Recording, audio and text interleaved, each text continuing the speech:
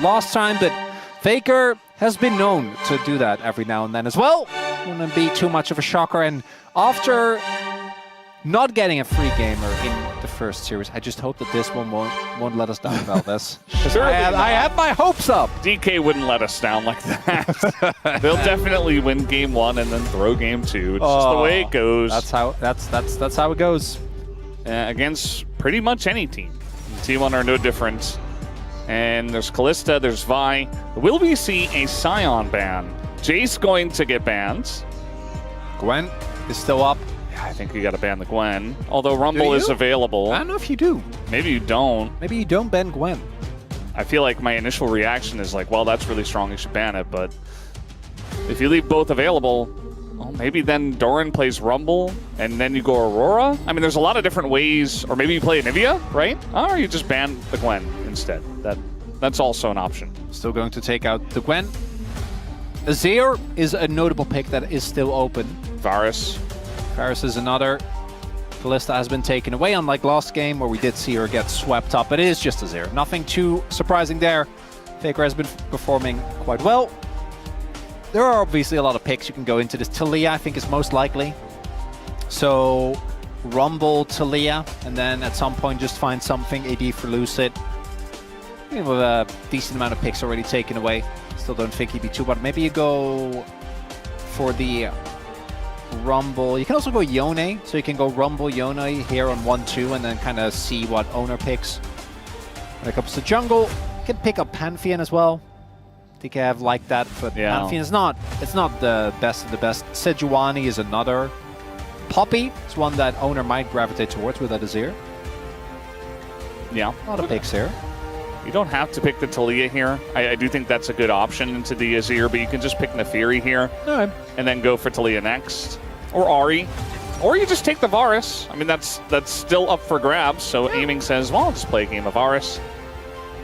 We did see Poppy be used with great effect by Peanut, was it, into Humbug?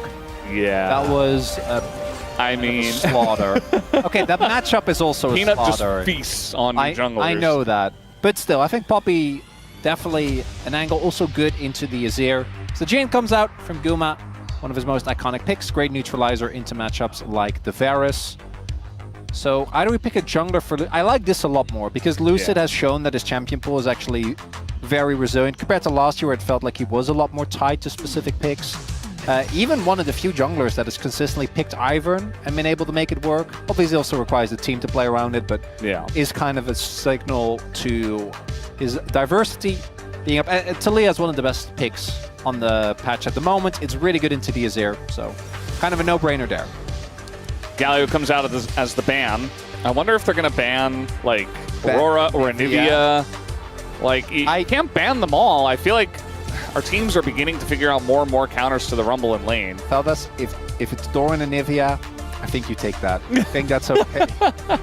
Yeah, I kind of agree, unfortunately. Also, part of that is that Doran hasn't played it yet. Yeah. It's unproven, you know. But Doran's form is really interesting to me because for all of his flaws, I feel like right now he's underperforming to the level he's had for 3 years, right? Which is a big deal because ever since 2022, he's been a top-tier top laner within the LCK. And right now, I don't feel like he's hitting that, and I hope that he gets back to that level because then we'd have like 5 amazing top laners between Zeus and Keen and Shio and Kingen, who's now really had a big glow up as well. As the Bard is taken away instead. Is a classic. Yeah, Jhin Bard. Carries Bard. Actually, I'm looking at these first 3. I don't. Yeah, playing it a Bard sounds like a nightmare. No one gets out. Just die. Oh, just Skarner. Just Skarner. It's good. It makes sense.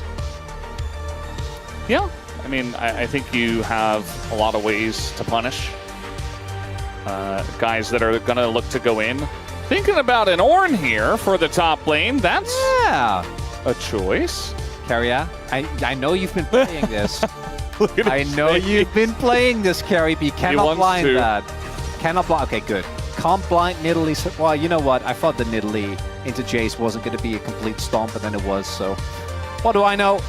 What is Barrel's pick going to be here? Unless we're doing some really weird flexing, which I don't think is going to be the case. Way, obviously, here. Well, he is playing into Nico, so he might have something. Renata? Braum? Braum into Oren always feels good. Braum into Jhin feels good. Just a barrel classic. That's the barrel classic. Just gonna pick his Leona. Yeah. It really makes sense, right? The only downside I see is that the Merc's value will skyrocket, but it's not the end of the world. There is not that much AD damage towards the top side of the map, which with the Ornn might become a problem initially or eventually. I do think aiming is going to go on hit in this, try and just maximize the damage. We'll see. I think T1, if it gets too late, is going to be feeling great, because I do really worry about who will kill Ornn once he starts stacking enough resistances. But I also think that the early skirmishing of T1's comp, not that cohesive, right? Like Neferi with Azir, I don't think is that crazy of a combo compared to the DK comp. That does feel to me very cohesive in what it wants to do and what it wants to try and play through. Absolutely. We got a full house here at Wall Park. Everybody coming down, sold out. And we got Mid-King Showmaker. That's signed by the man himself. Also a Tom Kench DK skin.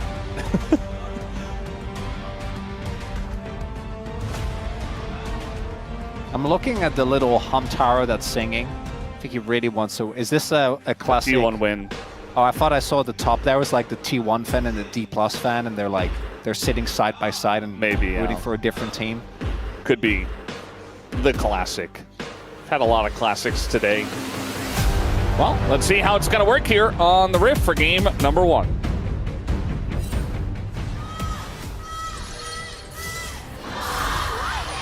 생성까지 30초 남았습니다.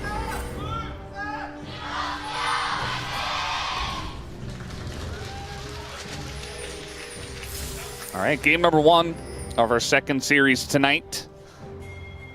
Curious to see T1's form today and how well DK can take this one down, or if they do at all. Ooh, aiming going for comment, so looks like he's going lethality instead. Will make him a bigger threat towards the rest of T1, so it makes sense from that perspective, but does even more so, I think, ties them to trying to perform as much and as well as they can in the early game. And not worry too much about what will happen if we scale into the later parts. Looking at rune setups outside of that, nothing too surprising here. Doran going for a grasp, I think, is pretty optimistic into Rumble, because early on you're not going to be able to really stack that. Yeah, interesting choice. But if you do take a lot of trades, at least you'll be getting a decent amount of stacks, but your trades not as strong. So Barrel went in onto the Nico at level 1. And it doesn't look like they lost any XP or anything, but they're definitely going to get pushed in by this lane. When you see the Nico and the Jhin and you pick Leona, you know. This is what you expect. Yeah, you know. With DK, really think they're playing for early and mid-game fights. He'll have decent team fighting as well, right? My main issue is just that I think eventually, unless you really set the Ornn behind, it becomes hard to chew through if it just itemizes pure MR, which I feel like he should. But mid-game, that's not going to be nearly as much of a consideration. Also, the dragons we have to take into account is a lot of minions being lost here, so Gumayusi and Keria can be feeling good. But as you mentioned, you're playing a matchup that I think particularly pre-6 is always going to be very, very tough to play through for the Varus and the Leona, and then post-6, at least they get some all-in windows, which right now aren't really a thing. Yeah.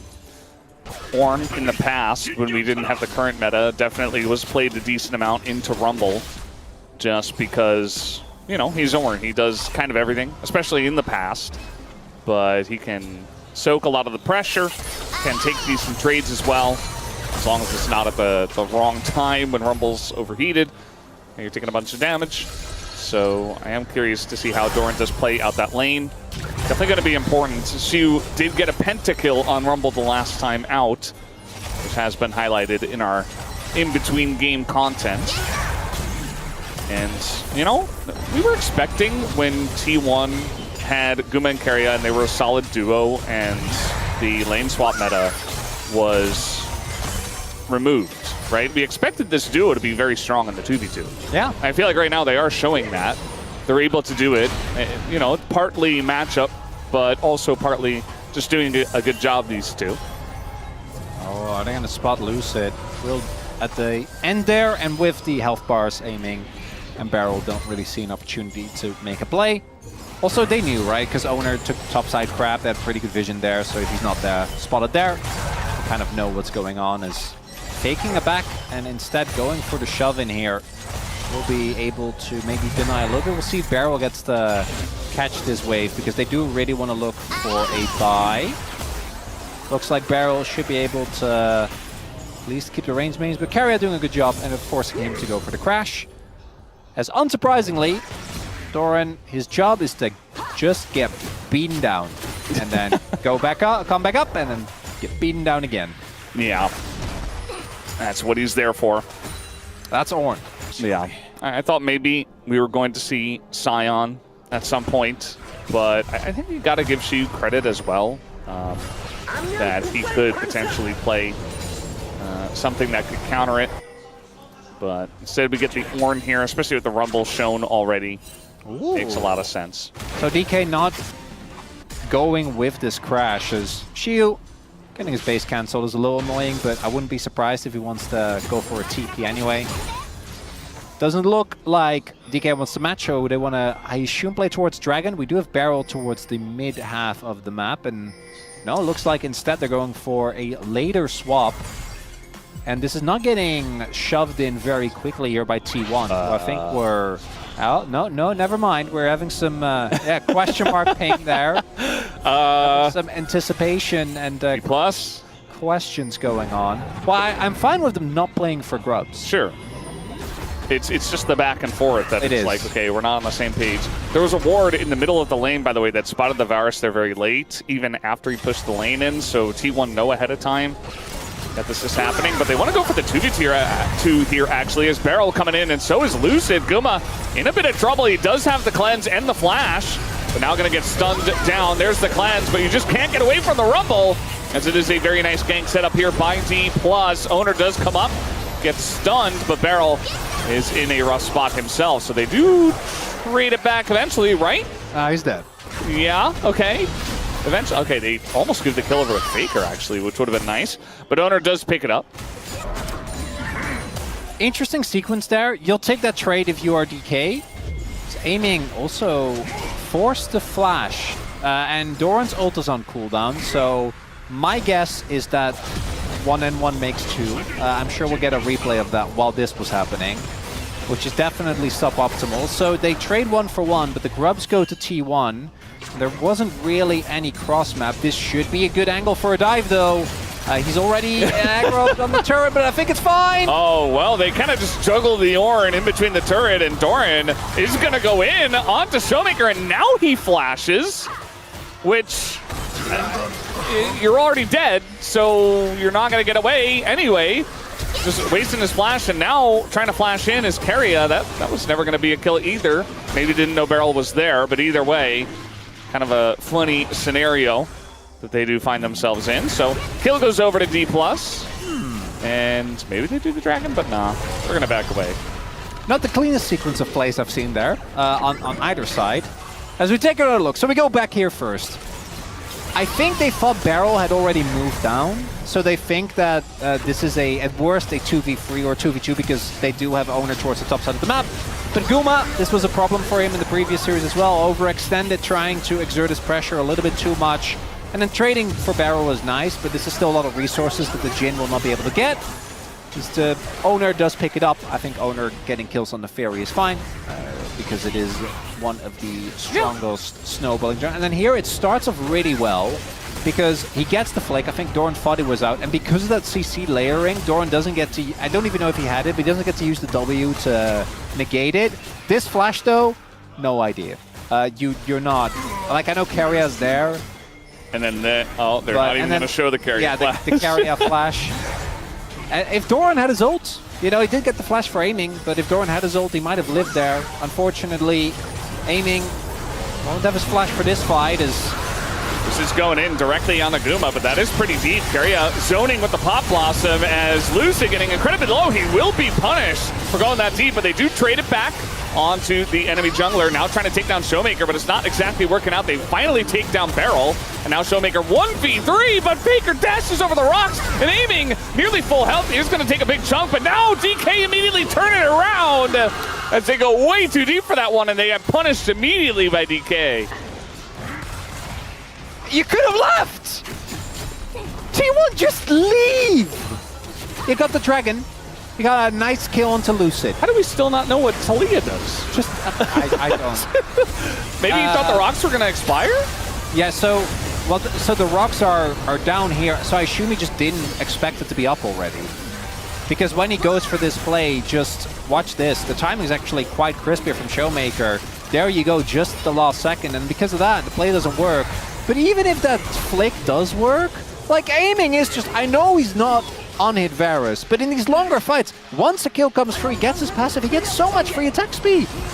As he gets multiple Blight stacks, he's still going to be doing a lot as a counter. Turn on Barrel. Yeah, trying to go on a Barrel here. I think Barrel is just dead. 1v3. Yeah. He's going to start clearing the wave. Hey, he warded. Yeah, nice. He gets value. Good stuff.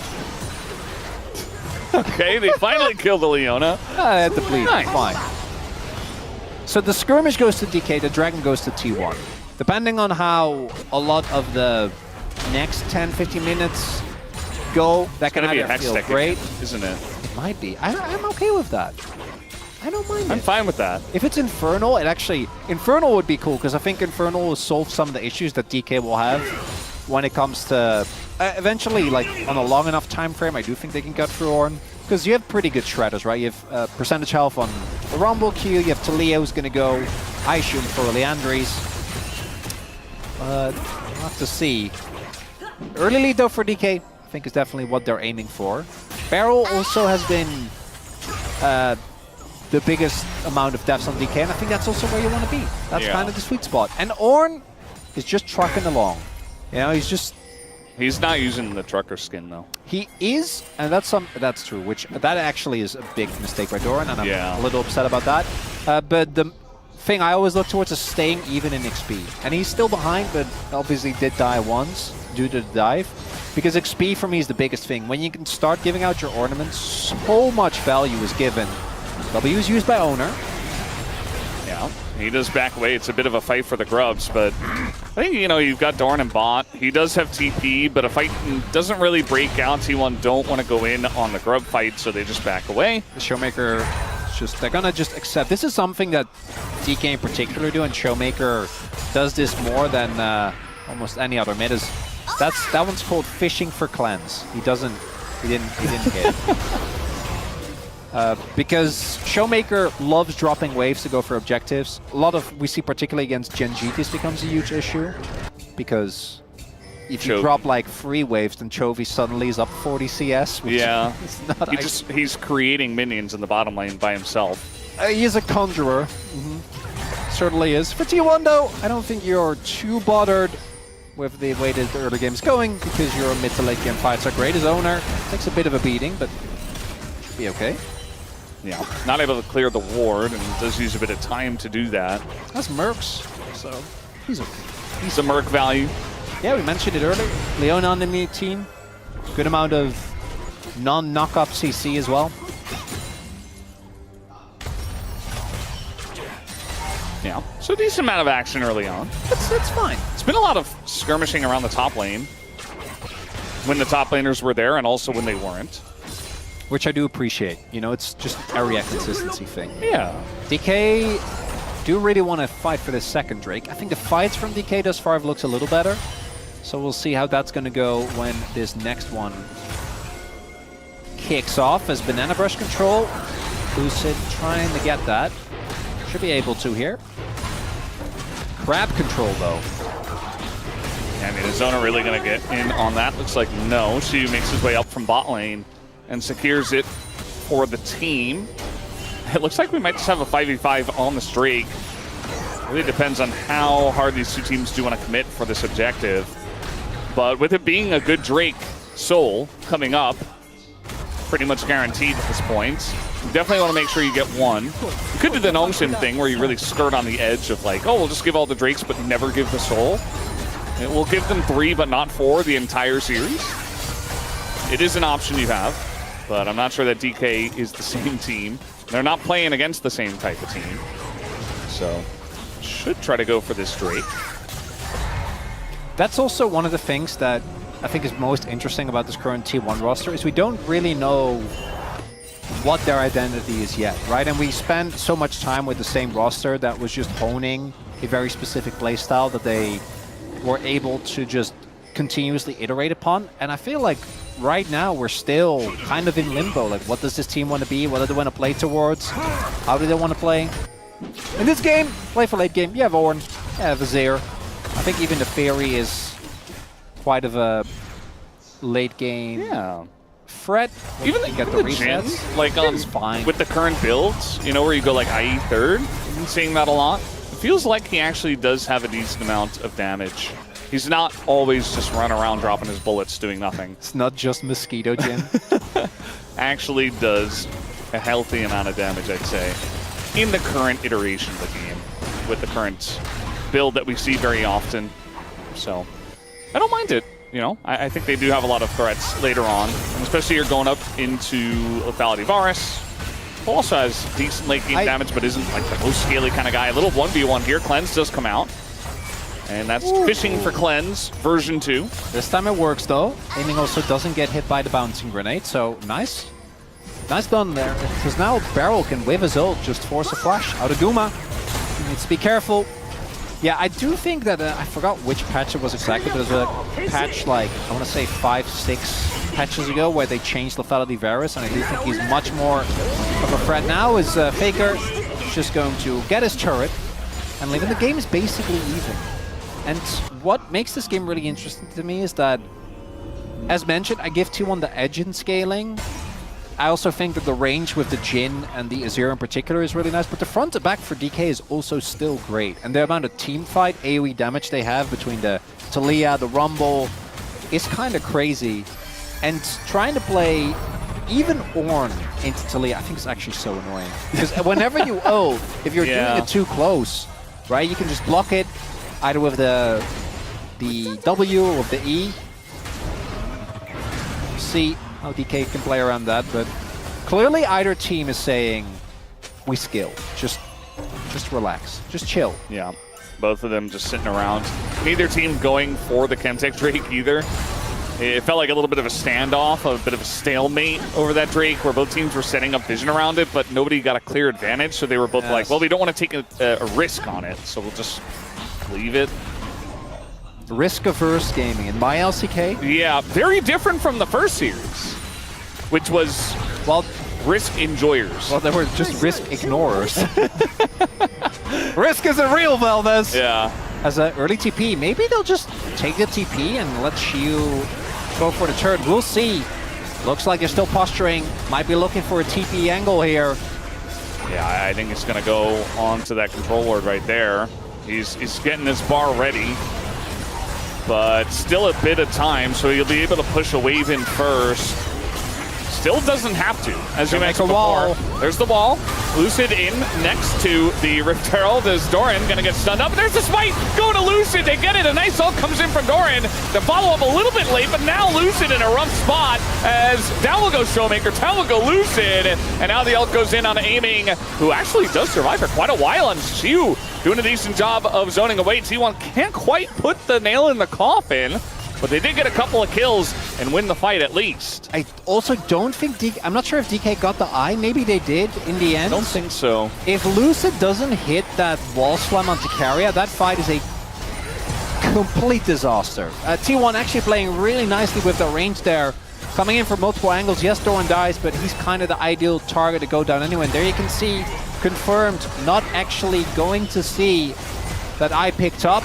It's a really big win for T1. They get bunch of kills. They're able to get the mid lane turret as well. As I want to take another look. So this is a little earlier. If they already have the Rumble here when the wall comes through, I think this fight is a bust. But the barrel ult misses. And then the flash from Doran is really nice. And that slam right there only reason this fight is even remotely close, because Eamon gets caught by that, it's just immediately game over. Yeah. Still ends up getting effectively taken out of the fight. Still, big win for T1. There also wasn't a great way because of the fact that they've used so many resources on Doran to actually get on top of Guma, was unthreatened there. T1 is just saying, well, you can have the dragon, I don't really care. You're going to get the full outer ring of turrets with Faker picking up yet another. Infernal Solo coming through, and definitely very good with scaling. Probably our best Soul. So we're in this one for the long haul. It's still a relatively even game state, but T1 definitely took a big step into the lead after that fight. So gotta like their chances, you know, with their scaling comp, with Infernal Soul on the Rift. It feels like they are in control of this game right now. Now there's still threats on the side of DK, obviously, but gotta like their position here. Feels pretty good for them at this point in time. Do agree. We'll see. Knowing DK, we are going to get a crazy Otacon setup as Beryl goes in. Just baiting out the ult, you know. Just a normal day in the life for Beryl. And now we got, the big impale! Gets him over the wall as well! And that's the end of Oner! And T1, they were in a good spot, but now they're losing two as big damage comes out. And the flick on a Faker into the ult from aiming. It is massive for DK, and right before the Otacon spawns. Oh, according to Beryl's plans, I can hear Atlas yell. He's not even in low bar! As Beryl sets up a tasty bait, and guess what? They fall for it, as this should never, ever hit the mark. Although Lucy's going to take a roll. Don't even just throw it away. There's no chance you're stealing that as Jin. It's not going to happen. Yeah, if the wave was pushed up, or they didn't have Talia or Rumble, that might work. As of course you go in on this, because it's Beryl, and you're like, Beryl, why are you here? But then that knockback, the cone, the action cone, and then the ultimate from Lucid, immediate toaster on top, and just a moment of weakness, costing T1 so much, and then Showmaker, just to ensure that there is no salvaging. I want to hear it. 야, 니코. Saying Nico. 맞을게. 이거 뿌리면 빠질 수 있어. 라피. 폴. 이거 없어? No flash. Like, it feels like initially it wasn't his idea to bait them, but he called it so well. No. We're retconning it. All planned, Velvet. It might have been in his head. He just didn't say it, right?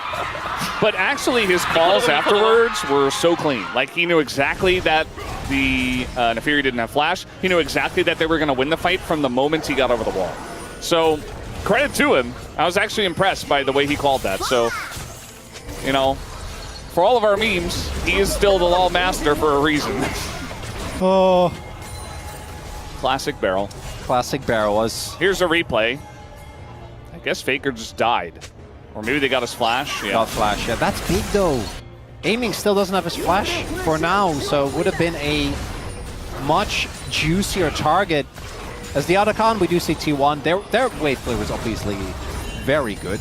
Not playing into Baron, so they can just sit here, kind of let it be, as we do see Doran about a level behind, but has now hit level 13, but it's really 14, 15 that I'm always looking towards, just making sure your teammates also get the benefit, as we do get the TP, and I think that's enough for them. Yeah, they get Doran's TP.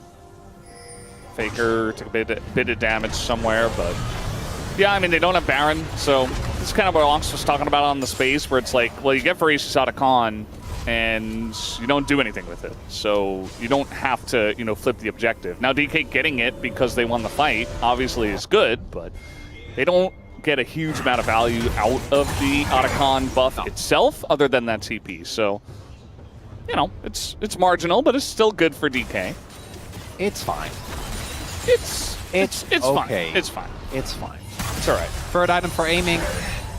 It is what it is. Yup. I don't really have a catchphrase like that. I feel like you and Ox, when you cast, it's just catchphrases. Yeah, like that's how he casts. Yeah, that's back just being and forth. repeated back and forth. Yeah. I mean, I don't think me and Wolf can really claim the phrase "it is what it is," though. You know, that's just. No, I know. That's a global one. So now we're fighting over these Infernal Drakes. Otacon buff is gone. No Baron on the Rift yet. So Doran kind of just has to group up, which is fine, but it does potentially delay his level 14. Whew, which is what you were talking about. Free levels for aiming here. Or sorry, free items. He has more levels. He's at 13. He's level 3. Should be looking at getting Cyrilda's next, which is going to make his damage even more threatening. And you can see Banana Brush control. They're scared to actually go in on Lucid. And they should be, as this might be a make-or-break fight, right? Baron is spawning in about 50 seconds, and T1 calling the bluff, saying if you just fully commit to this dragon, getting an inner is nice. This isn't sole point. It looks like T1 is just going to take that, and I think this is fine. Yeah, I think it's the right call. It doesn't feel amazing, but you shore up a little bit of your gold deficit, and also you didn't want to push into that because you didn't have any vision control. You didn't have any control over the pit, so you just say, well, we'll take the next best thing, which is the big turret, right? It's not a... It is what it is. I'm also not the biggest enjoyer of the Collector. I've actually been really enjoying the RFC second, just because it means that you do get so much more mobile and like your effective range goes up so much. Shield does take those away from Oner. Very rude, very mean. 2 item spikes now been hit, hit across the board for DK, except for aiming, who as mentioned is sitting on an extra one. And this game still very much up in the air, which is how we like it. Fellas, this is all going according to plan. Yes. Not down to earth, this one. Very much up in the air. It's floating, Well, it could be like a balloon. You can be both up in the air and down to earth. Yes, technically, but not literally. Not literally, no, but metaphorically with how those two work out, which is weird. I feel like they should be mutually exclusive. Should be. They are, literally. Well, literally. But not figuratively. Yes. Yeah, but that's just not consistent. Why aren't they? That's just the way the English language works. Fair point. There's no consistency, really. Yeah, kind of make it up as you go. It's a very silly language. Blame Mox for that. Unlike Dutch, which, as we all know, is the very serious language. Doran's kind of just being run down by a guy who has Leandries. There are a lot of people on his way. It's not a good field. And I don't know if Doran has an answer other than try and TP away. And he should get out. Yep, there you go. So they got his TP again, just this time in a different way. That is big, though. There is a TP for Showmaker. Shields is slowly becoming available. If you have double TP, the sideline pressure that DK can go for is kind of crazy. Showmaker can also really easily rotate over to ensure that he is part of a play. Doran, still level 14 has been hit. That's something. He's able to catch the wave. He's trying to hit 15. He's pretty close. His upgrade yet. Yeah. Would like to see that be done. Maybe when he groups up, you know, when they feel like they have to fight, which might just be in 2 minutes, because this has been a very risk-averse game. Probably Faker? Faker first? Yeah. He's the sole AP source. A good idea. Makes the most sense. Otherwise, I mean... It's not Jin. I you know going that. for the collector, or what are we doing here? Giving it to Oner is fun. There you go. I mean, just make the most sense. Yeah, but not over Faker. I guess Oner is at least the one guy who's decently He's fed. big. Yeah, so. that will make sense. Fair but enough. again, the itemization for DK, I think, is not really leaning too much either way, honestly. Yeah, they're on the fence, which is also not down to earth or up in the air. It's kind of in between. Yeah. Yeah. Because you can be, well, the problem is that down to earth you can just combine with a lot of the other things. Because on the fence and up in the air are actually, they're pretty close in meaning. Well, in figurative meaning, but not literal meaning. Not literally. We're talking Which is what I'm talking about. Okay, but if we're talking literally, there's no... It's so obvious. There's no conversation to I mean, down to earth and like on the ground, that could literally be the same. Well, yeah, but that's just not interesting. What's the point of talking about it? I'm just saying, that's it. I know that. Yeah, Yes. that's it. Yeah. When locations are the same, they are the same. I was just pointing out that, you know, up in the air and down to earth are very different. No, that's fair. Before, They are that's how this all places. started. Faker just, okay. Little disengage cones. Getting a little feisty for Grump there. Yeah. Gonna be in any trouble as Doran has a level 15. Upgrade has come through for Oner, and are we trading Soul Point for Baron, which is what T1 won, or are we flipping the game on another fight? I'd say a trade is more likely in 3 this items game set. for Guma, by the way. Oh, Void for a Showmaker, that's huge. Doggos. That's a big bleed between the Serpent's Fang and Yeah, look at his health. finished on the right. items. Like, that's a lot of damage. He's also a full level behind. Little turret comes up here. T1 trying to control the area. They will be able to. Ooh, tension, Valdez. The range for T1, we talked about it earlier. You can see it in action here. Sums available for basically everyone. Yeah, T1, just go Baron. Just say, They're okay, going. Oh, for sure. Yeah, no, they're going. either you fight us on Baron, or we'll take it. Because they do have a lot of damage with the Azir, with the Nefiri. Holding the bluff. Yeah. But T1 have a ward on Dragon, so they know there's not an individual member doing Drake, and Yeah. no one on DK is really that good at soloing it, except aiming, but he can't really walk over. Yeah, but DK, they know that T1 aren't going to take the risk of starting it at this point in time. There's so much AoE damage is the problem. If you're in the pit and you get toasted, or Showmaker gets on top of you, Or maybe they will you just up start as it. well. Oh, okay. Well, they started it and then they didn't. So they're trying to turn onto a Leona. Not the best idea, but Beryl does get extremely low. As now Doran also not the target here. Getting onto that back line as huge disappears. The damage was insane. As he just gets crit down.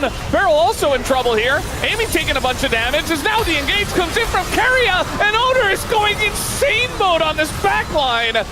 Incredible play from Oner in that fight. And DK, they tried to call the bluff and they got stomped down. Shiu thinks he's tanky, and with these items, it makes a little bit of sense, but instead he just gets one-tapped. I think it was Guma with the auto, and the fight starts off because I think it was aiming, getting a really big Q on multiple members. And it's again the flank. There's no way Lucy can actually do this, right? Yeah, I was about to say, he just doesn't have the damage. So that's going to be Baron. Off of an amazing team fight here for T1. And we take another look. So the fight starts, right? Look at Beryl, take some damage. Big Q there means that Keria, Guma, and Faker look a little bit low, but then here, Shiu just not ready. Look at that fourth shot. The bleed from Oner plus the fourth shot. Yeah. He doesn't get his ultimate off, and that's something that they really needed, and now they're in a really awkward position. Keria finds the engage. Aiming this time around, doesn't get the flash off. Had it available, if he flashes out, I think the fight's still cooked, but maybe it was playable. The only upside for DK is that they do not give the Dragon yet, but I don't think they can actually fight this, right? They're just gonna watch it be taken, and DK looks like T1 fighting just a little bit too much. T1 just biding their time. Still has less kills, by the way, than DK do. Well, just throwing in a Pop Blossom just to try to survive, but he's going to die anyway. Nice little pick from DK. Going to take out the Nico, and Beryl doesn't get rooted either. Big seismic goes in! As all of a sudden, yeah, he goes in. I'm not sure about that one. Oner just avoids the Impale. And it's a trade. Now, I feel like this is still good for DK, even though the end of that was rough. They did take out one of the guys that had Baron and stop the push. He'll take it. Now we're fighting.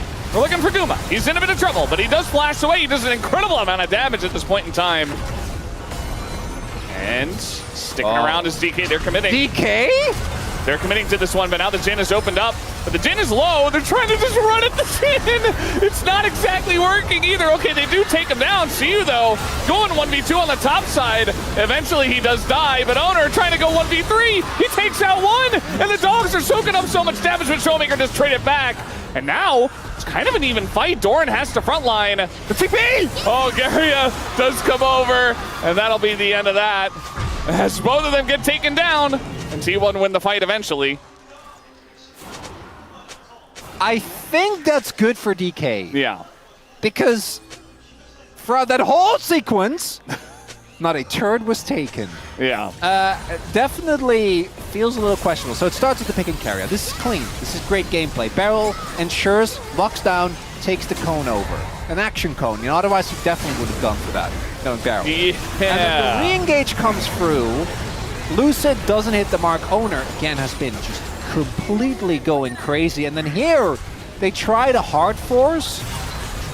They get Guma's flash. And then because he's Jhin and he's just so fast, he runs away. They're still frontline here for T1, so obviously they go for the fight. It's more so just the sheer insanity of DK to be like, if we trade even relatively evenly, which they end up doing a decent job of, worth. You know, they don't get too much value from their Baron. The only thing I do want to mention is I think they really traded down in summoner spells because Showmaker used the TP there. They used a lot of really high value flashes. And DK or T1 still got a lead off of it, but it means that without inhibs being taken, still think T1's favored. I think DK are gonna have to fight in close game though. Uphill battle. But this is a banger, Val. This is good. This is what we wanted. Yeah. We expected a bit more from our first series, but now maybe it's leaked over into our second series, which we also expected a lot from. Today is a good day to be an LCK fan. Void Staff, now for Shiu as well. I'm no longer worried about Doran surviving. They really, their itemization has been very on point. And as mentioned, I think that since the changes, Lethality Vera's late game is actually disgusting. Like, you do so much damage if you hit a squishy. Yeah. He will have to, because they are outranged outside of that. And now T1, full ornaments across the board. The damage dealt definitely tells the story that you were trying to say, that you were trying to tell. Just gonna ult aiming they're here. Falling for it. And they're going pretty deep for the Varus as the ult comes in and aiming goes incredibly low, does get taken out, but now Oner is so deep behind enemy lines. This ult back on a barrel, but still does go down. But they took out Showmaker amongst the chaos, and this is a great opportunity for T1 to potentially end the game. Shiu gets taken down by Faker, and that'll be the end. A double kill as Faker does dive the turret. And now they're looking for, they don't quite have the wave, but they're clearing it, and I think the death timers at 35 minutes should be long enough. They will be. Doran on a tank, Guma on Jhin.